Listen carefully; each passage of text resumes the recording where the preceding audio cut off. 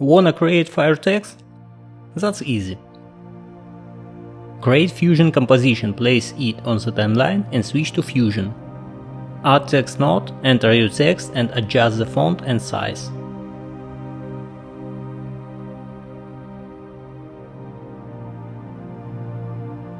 Go to the Shading tab, set Appearance to Text Outline. Add Perimeter node. In the Region tab, set it to Bitmap. Connect the text node to it. Add P-Render and connect out to Media Out. In the Perimeter node, under Control tab, set number to 5000. Set left span to 9 and left span variance to 0.1.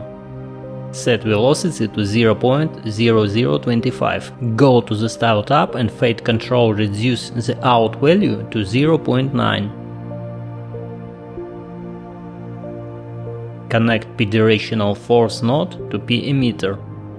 Set Strange to 0.05 and Directional to 75.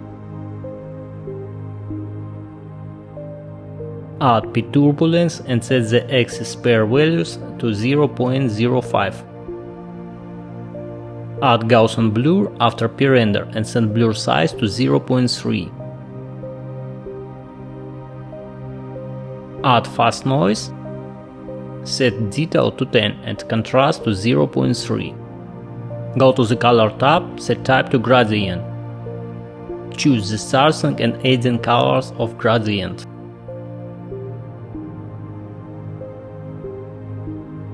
Open Noise tab and set Scale to 20 and Assist Rate to 0.3. Add Gloss node and connect it through Merge to the output of Gaussian blur. In the Merge, set the operator parameter to In. Add Sharpen node. Set Amount to 30.